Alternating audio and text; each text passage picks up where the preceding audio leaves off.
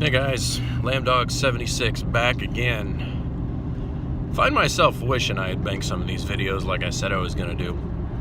Obviously, last Friday didn't quite pan out video production wise, and I was going pretty hard, posting up dailies and all that other good stuff, but here we are.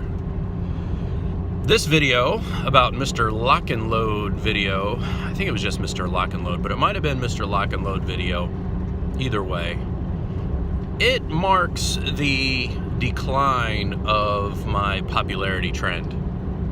If you want to look and see, if I do evaluate correctly, two paths could have been taken with me. Where I am now versus if you want to compare a channel that was very similar in size to mine and foothold to mine. If you check out Late Boy Scout, if you look at the difference of production and what a vlog channel could possibly become, I don't know. Maybe I'm just overly speculating. I mean, Boy Scout, he's a very talented person, and he's in a very conducive location to doing certain outdoorsy type stuff, and you know, there I am in my kitchen talking philosophy and answering questions that weren't asked.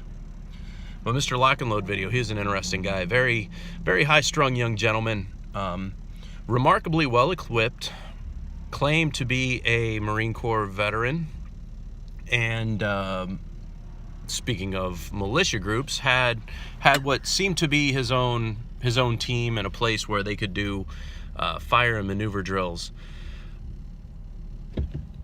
I was still enough in the in crowd, and this was still, man, how do I put it? This was around the time YouTube didn't have YouTube Live. I can't remember what the other service we did was then. Sticks? Anyway, maybe Matt, Never Enough Ammo, Matt, if you're watching, comment down below so I can put it in my description. Where we used to do the live chats before YouTube could do it.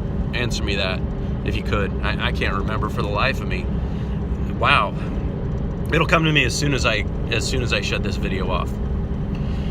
Interesting thing about MrLockandLoad video, you know, he had that whole, I don't want to say fearmonger. I mean, we trolled him for being a fearmonger, but you know, you troll somebody to get a reaction out of them, and you take somebody like MrLockandLoad, veterans that have seen terrible things, such as who is that? Prepper One, whatchamadinger Prepper One, the guy with a little bleached area of his beard.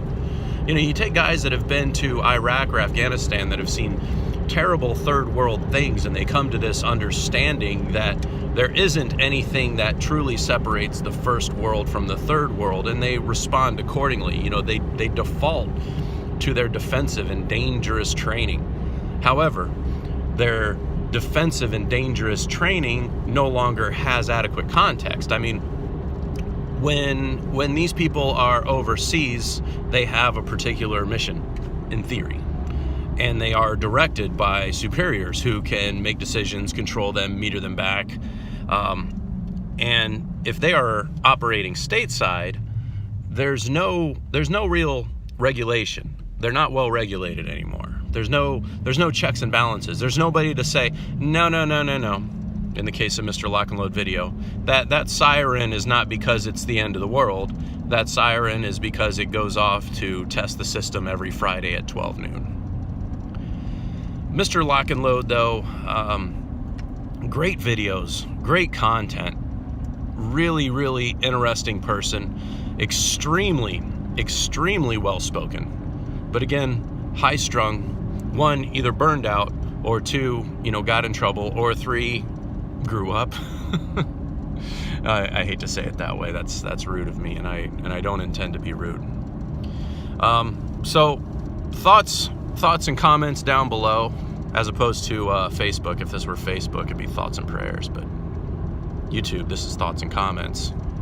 Thank goodness we can still do this. All right, catch y'all in the next one. Appreciate your time watching.